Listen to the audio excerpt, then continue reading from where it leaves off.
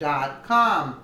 Wednesday, Representative Jim Jordan joined Fox News with host Sandra Smith discussing the newly released text messages from fired FBI agent Peter Strzock. The swamp will have a hard time spinning this one. During his interview, Representative Jim Jordan pushed back at Strzock and his lawyer. Strzock's attorney, Eitan Goldman, attempted to explain the text messages reveal a media leak strategy within the Justice Department in April of 2017.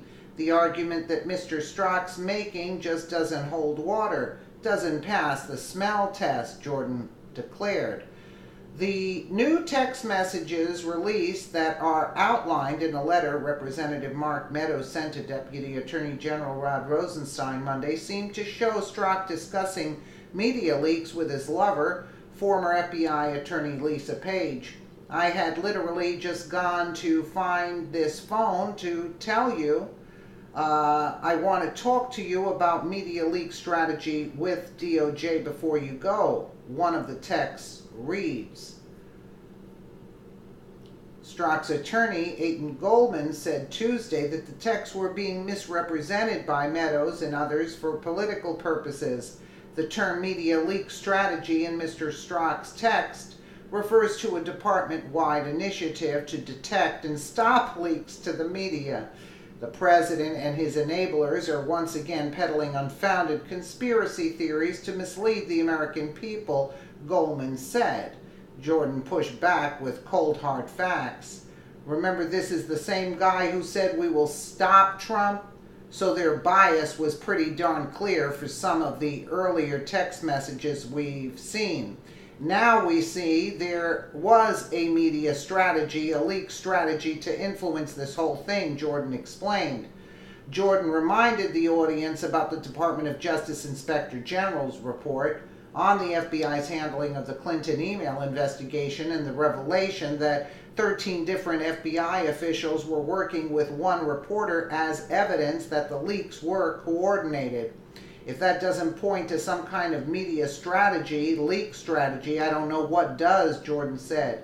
He added, if their strategy was to stop the leaks, they sure didn't do a very good job. Watch below as Representative Jim Jordan sounds off about new allegations of a media leak strategy revealed in new Strzock page text messages.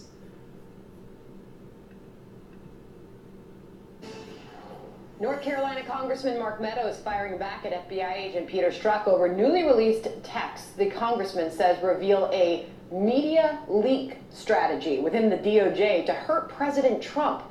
Both men accusing each other of dishonesty and misrepresenting the facts. Ohio Congressman Jim Jordan, he sits on the House Judiciary and House Oversight Committees. He joins us now. Congressman, good morning to you. Good morning. So what should the American people take away from these messages that we've now seen, in addition to the fact that we're seeing this war of words between Meadows and Strzock's attorney? Well, I mean, the argument that Mr. Strzock's making just doesn't hold water and doesn't pass the smell test. I mean, remember, this is the same guy that said, we will stop Trump. This is the same people who said that, you know, Trump should lose 100 million to zero. So their bias was pretty darn clear from some of the earlier text messages we see. Now we see that there was a media strategy, a leak strategy to influence this whole thing. And we know this from the Inspector General's report. I remember one of the things the Inspector General cited, Sandra, was 13 different FBI people who were working with one reporter. Now, if that doesn't point to some kind of media strategy, leak strategy, I don't know what does. We're all left wondering what exactly that is, because here's what Strzock's attorney issued via a statement. The attorney said, quote, the term media leak strategy in Mr. Strzock's text refers to a department-wide initiative to detect and stop leaks to the media. The president and his enablers are once again peddling unfounded conspiracy theories to mislead the American people. Yeah, if their strategy was to stop the leaks, they sure didn't do a very good job because they were everywhere. Also remember this, the dossier was the key. The dossier is what they took, uncorroborated, a non-credible dossier they took to the secret court to get the warrant to spy on the other campaign. That dossier was buttressed by leaks that they were giving to the press stories that were coming from the FBI, coming from the very sources who put together the dossier.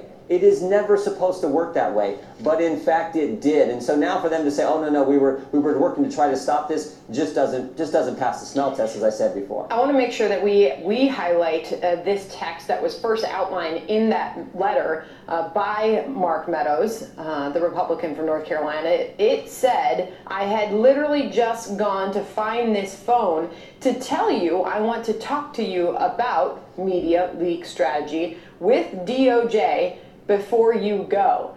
And Meadows is obviously making the case about the media leak strategy, while Strzock and his attorney are saying that that text is being completely taken out of context. Yeah, I mean, again, look at the history. Who are you going to believe? I think Mark has it exactly right. I think Peter Strzock, with all we've learned about him, remember, he was the key agent. He was the guy who ran the Clinton investigation, started and ran the Trump-Russia investigation. Remember, all these key people at the FBI. James Comey, director, fired. Andy McCabe, deputy director, fired. Peter Strzock, deputy director of counterintelligence, first demoted, then fired. Jim Rubicki left the FBI, chief of staff. Jim Baker, chief counsel, was first demoted, then left the FBI. And Lisa Page, FBI counsel, was demoted and then left the FBI. Those key people ran both of these investigations, and now they're telling us, oh, don't worry, we were actually trying to work this out and stop the media leaks, when we know the media leaks were used to buttress the dossier when it was taken to the FISA court. Just doesn't hold water. Politico's got a big, turning the page a little bit here, it's got a big piece out on you today, titled Right Mounts Campaign to Make Jim Jordan the GOP Leader. Have you had a chance to read it? I have not read it yet. I've heard about it, but I have not read it yet. Let me tell you, it says a collection of outside groups wants the Freedom Caucus co-founders to succeed Paul Ryan, but rank and file members aren't likely to abide. First of all, do you want that job?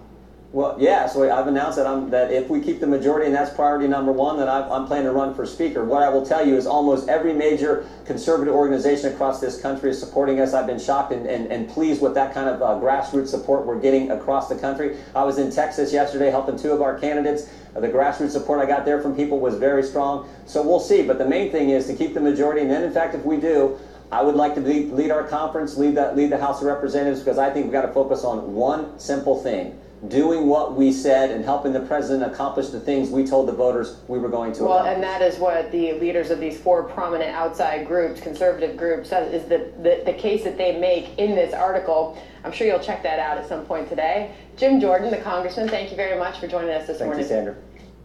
Yeah, excellent. He would make an excellent Speaker of the House. Not like that idiot, Paul Ryan, you know? And he got to the bottom of Strzock. Strzock, you better, you know.